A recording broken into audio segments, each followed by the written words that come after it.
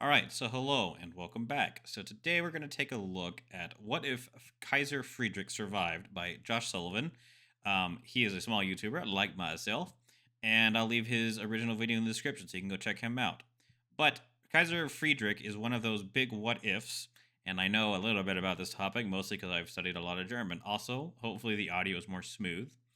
And otherwise, let us continue. Thank you for watching. If you like this stuff, please like. And thank you to my patrons. Otherwise, let's get this show on the road. Howdy folks, it's me, Josh. So I know it's been a little bit without content, but this little break over Christmas has really helped me out a lot, and with the new year here, what better time to start fresh with some new content? And for today's video, we're taking a look into a man who never got his chance to change history.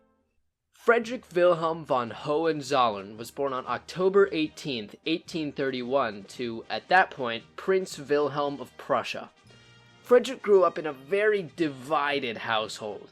His father, the aforementioned Prince Wilhelm, was a staunchly conservative and militaristic Prussian. So let's break this down, okay? So we're gonna break down his father.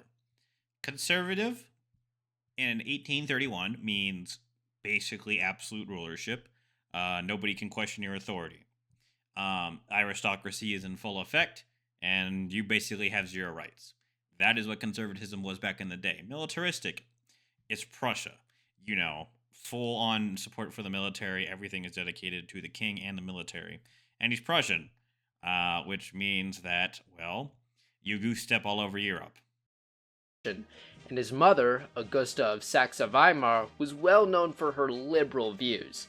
Now, breaking down her liberal views is not exactly the same thing as it is today. Liberalism in 1831 was basically, hey, can we have some basic political rights, maybe the right to vote, and some suffrage instead of just all the elite upper class voting. It is called classic liberalism today, but that's what it was. Liberal views. Needless to say, Wilhelm and Augusta weren't quite the most fond of each other, and their constant arguing would end up having a major effect on Frederick. While he was growing up in the 1830s and 40s, Prussia, and Europe at large really, was seeing a massive wave of liberalism. In Germany in particular, this meant widespread support for nationalism, unification, and constitutional government. And Frederick, who found himself growing increasingly close with his liberal mother, began showing support for these movements. And in 1848, when Frederick was only 17 years old, the liberalism that had been growing in Europe up till that point exploded into massive revolutions across the entire continent. And we have done a video on that you can go check out. I'll leave a link up there. You can go check that one out. But yes, basically a lot of this had been building up to 1848. Remember, we have to take into account that the Napoleonic Wars technically ended in 1815 with basically a monarchist victory. However, most of Germany had been taken over, and the ideas that revolutionary France, it did spread. And those ideas had been building basically from really when they were conquered, around 1805, 1806, all the way till 1848. After seeing the attempted liberalization of Prussia, Frederick's support for liberalism only grew. The next year, after he turned 18, and being pushed into it by his mom, Frederick began attending the University of Bonn, becoming the first Prussian prince to attend university. And with his already strong support for liberalism... Now, you might not maybe be like, why is that a big thing? Well, I'm assuming what he means by university, because again, it depends. But universities are not like what they were back when his dad went, really, like the 1700s with Wilhelm I. So these universities are somewhat actually kind of like the ones we have today, starting at least. But basically, even in the Napoleonic era, infantry officers, for example, you didn't have to go to a military. You didn't have to learn like mathematics or physics or anything. That was specifically for artillery. And the British Royal Navy was the same thing. If you joined the Navy, you had to have a degree from a specific, physics, whatever. If you joined the infantry in the British, same thing. You didn't need a degree. This is slowly going to start changing, but you can see that he is getting an education. And usually universities are left leaning, and in this time that means liberal leaning. His close relationship with his liberal mom, and now the influence of his liberal professors, Frederick's beliefs in liberalism would be solidified and would guide nearly all of his future decisions. Meanwhile, a couple years later, I'm not getting into this again. Anyways, moving on. At this I don't know much about the Freemasonry, although I do know that it was a big movement even for our founding fathers in the United States. So I'm not surprised it was a big thing. point, Frederick was an adult, and so the nobility in Prussia began looking for someone they could have him marry. And Queen Victoria, wanting to strengthen ties with Germany, decided to try to get her daughter, also named Victoria, to marry Frederick. However, Wilhelm, knowing that Princess Victoria was also very liberal, wasn't very fond of the idea, instead wanting to try to find a Russian noblewoman. Frederick's mom, though, loved the idea of having Frederick marry some liberal Brit, hoping that if these two would marry, Prussia's ties to Britain would be strengthened and their children would go on to liberalize Prussia. And, of course, Frederick, going along with his mom, would end up marrying Victoria on January 25th, 1858. But, unbeknownst to Frederick's mom, her plan would end up backfiring. Hard. The next year, And the marrying of families is obviously for political reasons, okay? It's also for, in this case, to get him to be more liberal. However, this will have an effect later down the line. For example, Wilhelm II is cousins with, I believe, King George V. That is going to be, well, ruling England after King George IV dies, right before World War I happens, actually. So they're cousins. You could see that World War I could even really be interpreted as really infighting between distant family relations. I mean, you could see it that way too, but this tying of relations, basically the English royal family were also Germans. They had to change their name in World War I to House Windsor because it was like House Saxenberg. I cannot remember off the top of my head, but it was German. And they changed it to Windsor to sound more English, but they were, in fact, from Germany. At least their bloodline was. In 1859, Frederick's first child was born, a boy who would be known as Prince Wilhelm. However, after complications in his birth, Wilhelm would end up with a withered arm, which would affect his life forever. Although brilliant, Wilhelm would grow up to be impatient, brash, and highly competitive due to the effects that his arm had on his childhood. I actually disagree with him here. I don't believe he was brilliant in any single sense of the word. Impatient, brash, and competitive? Sure. I believe that. Brilliant? No. Hell no. He, more than anyone, really directly caused, World War I was probably going to happen either way. He definitely stoked that fire and lit a fire under the British to compete against Germany, and he didn't have to do that.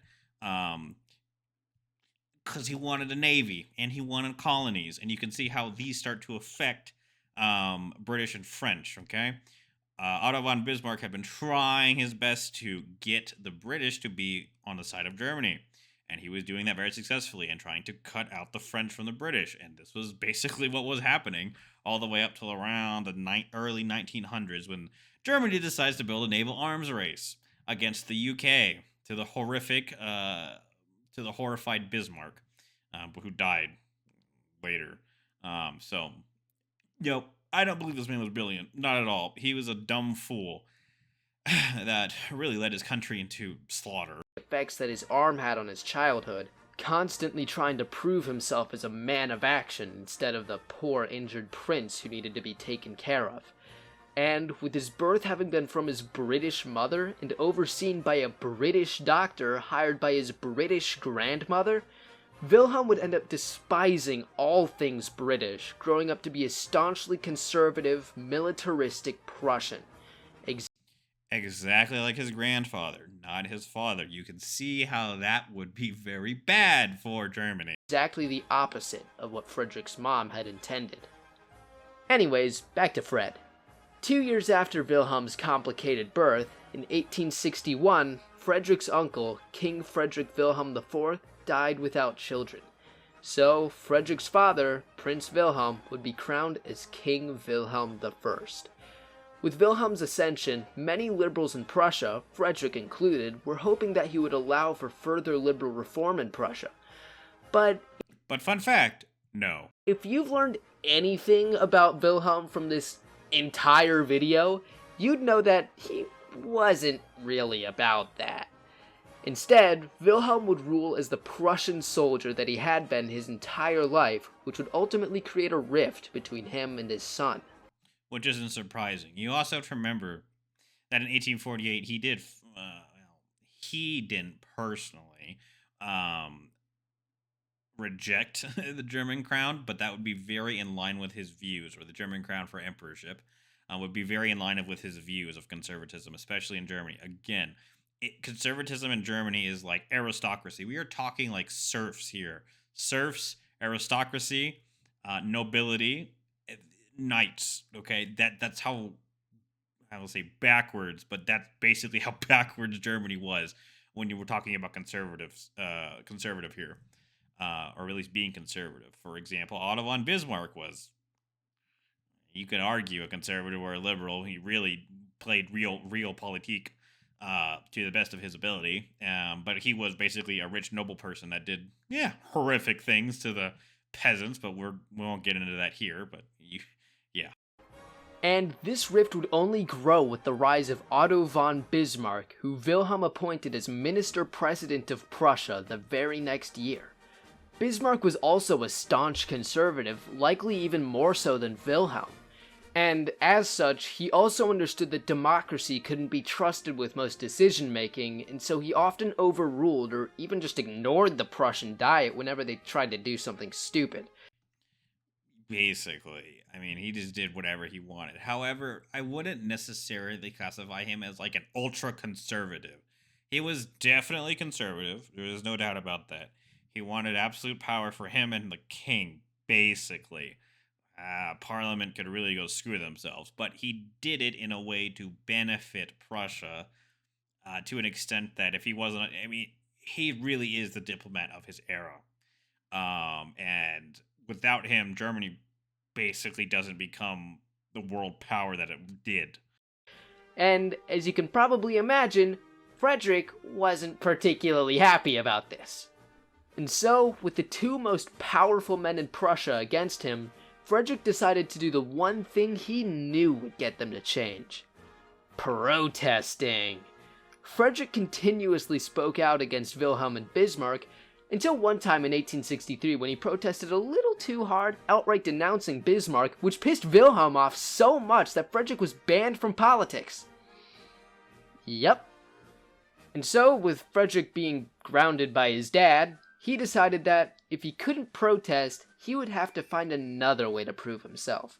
That being military service. Frederick would end up fighting in the Second Schleswig War after it broke out in 1864, and would later become a war hero by leading the Prussians to victory in the Battle of Königgrätz in the Austro-Prussian War of 1866.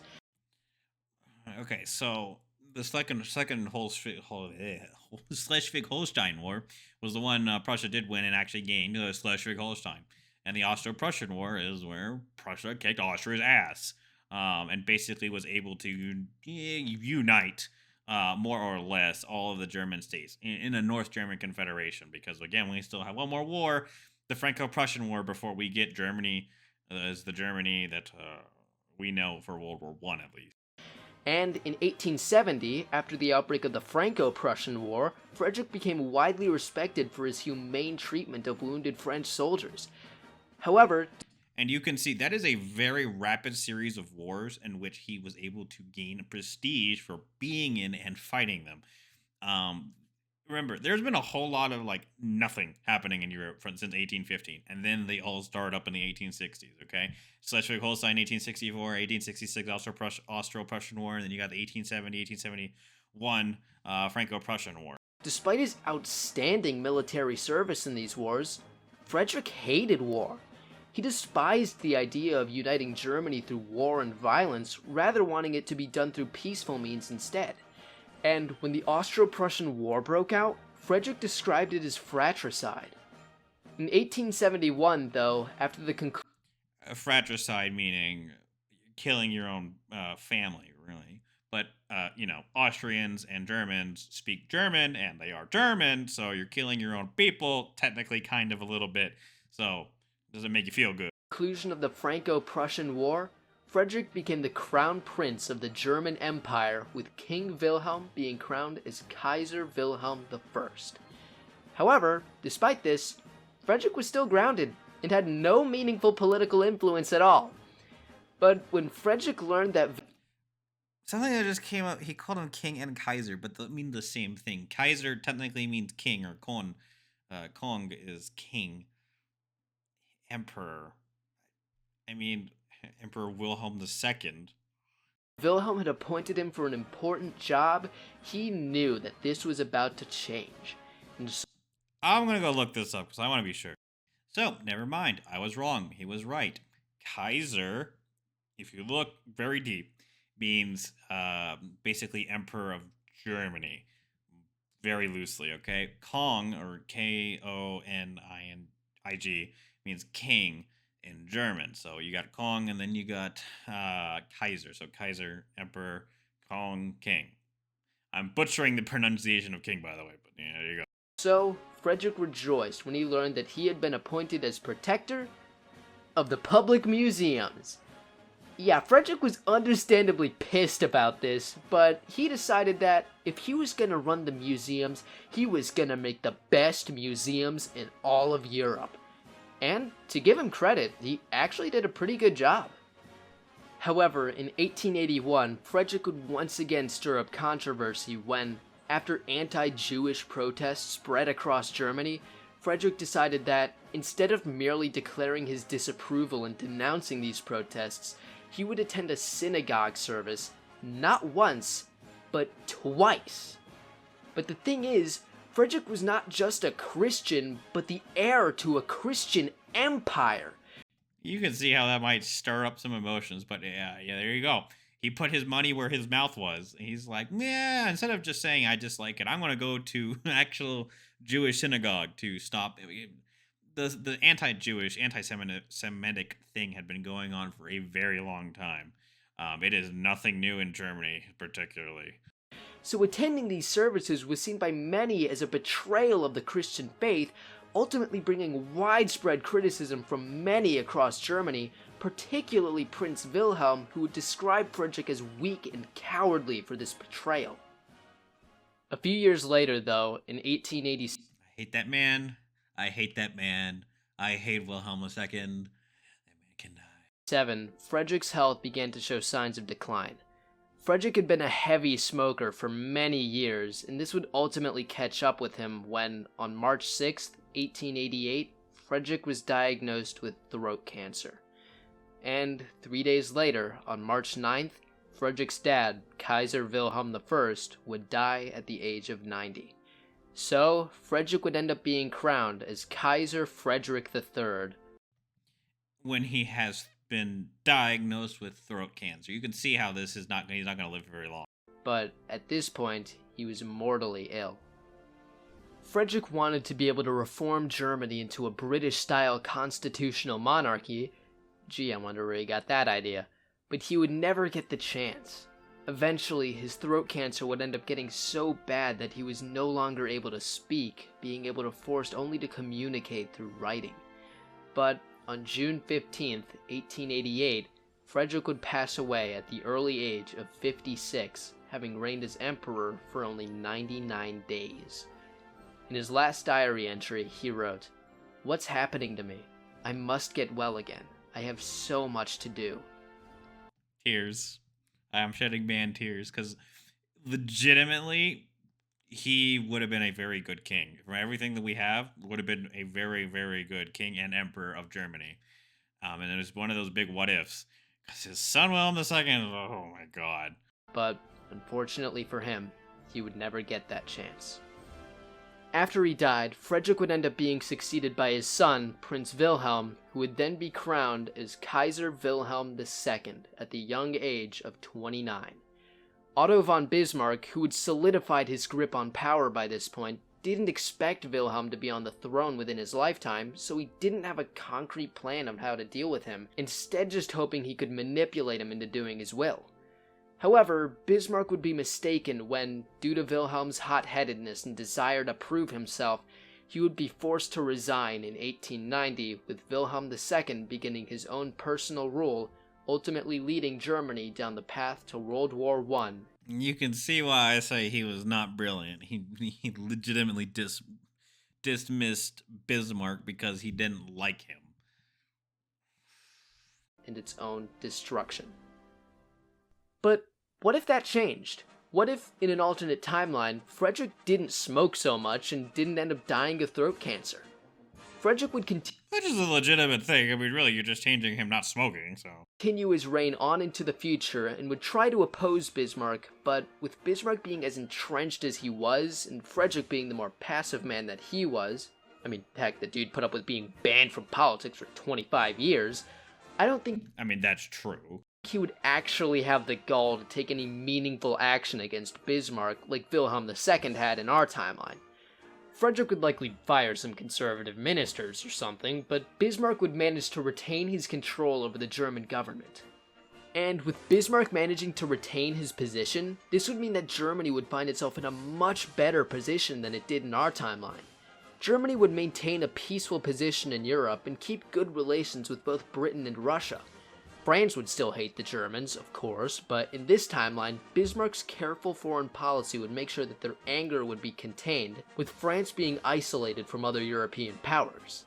When it comes to colonies, Germany would put much less of a focus on colonial expansion, maintaining the colonies they already held, but not expanding beyond that.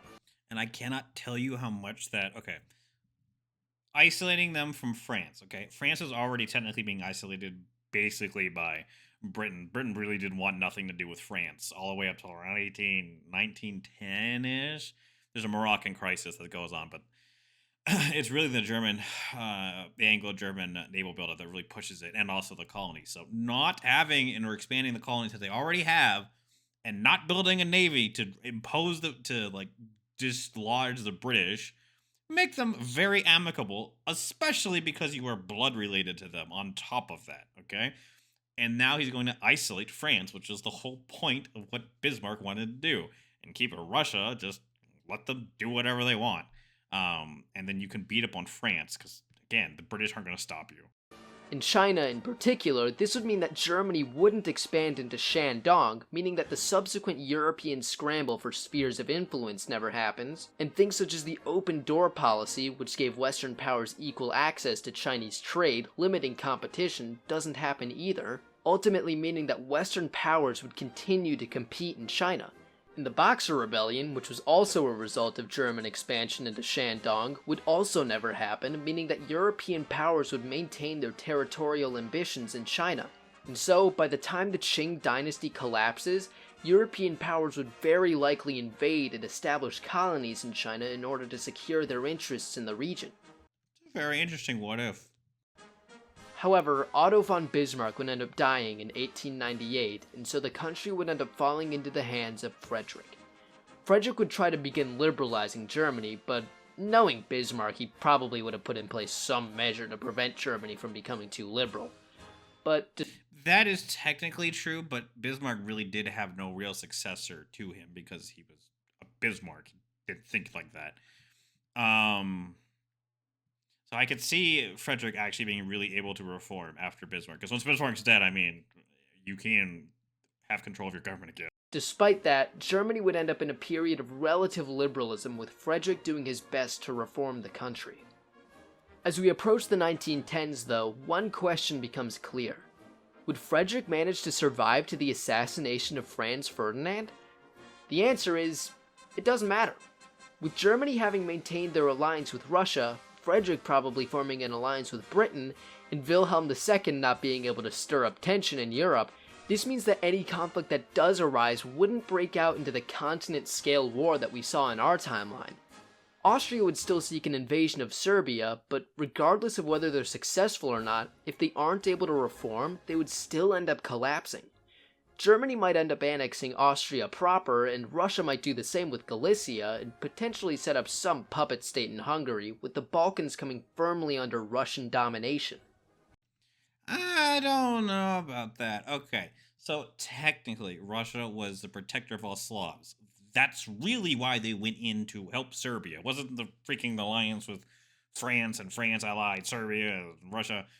Protecting the Slavs, because that's what Russia saw themselves as. So, if they do get shot, Archduke Franz Ferdinand gets shot, and let's say dies, and Austria-Hungary still declares war on Serbia, I'm willing to bet Russia does come in. However, because Germany has an alliance with Russia, they probably dunk on Austria-Hungary. That is a very interesting what if, because I don't think the Triple Entente would form or the Central Powers would form, because Germany has an alliance with Russia and Britain. You don't need Austria-Hungary, and they've always been seen as a competitive nature. And if Germany can get Austria out of this, and Russia gets everything in the Balkans, it's a win-win for basically both of them. Speaking of Russia, without World War I, and likely having German support if any revolution does come, any type of Russian revolution would be much less likely to succeed, if it even happens at all. So, the traditional monarchical rule in Russia would continue on into the future. In the US... Alright. I 100%... Oh, okay. I agree with him.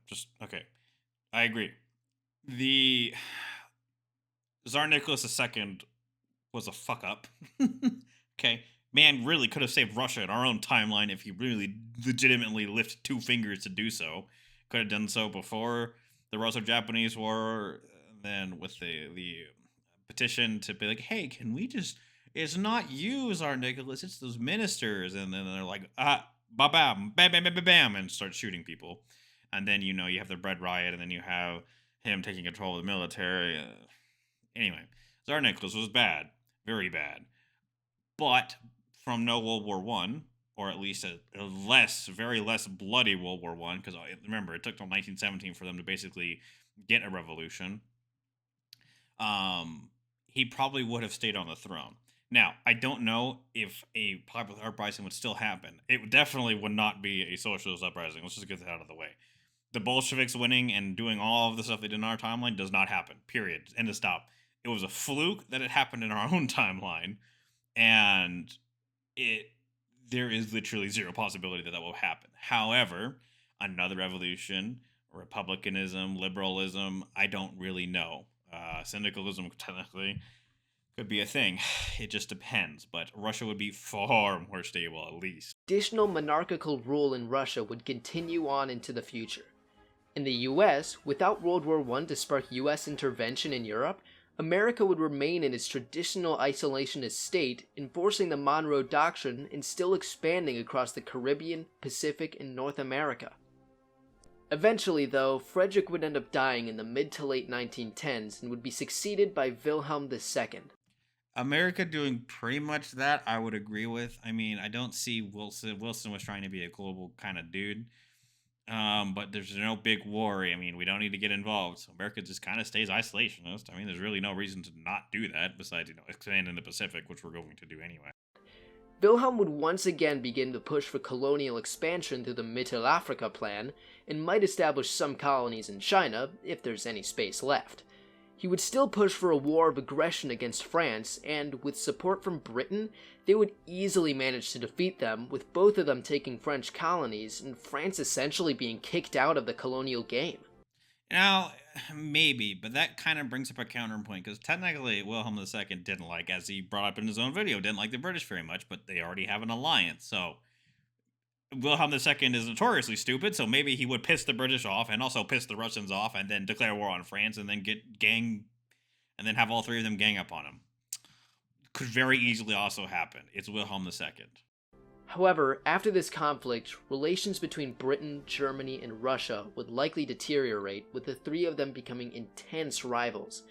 Britain and Germany would continue competing for colonies, Britain and Russia would keep competing over Central Asia and control over China, and Germany and Russia would compete for control over Eastern Europe and the Balkans.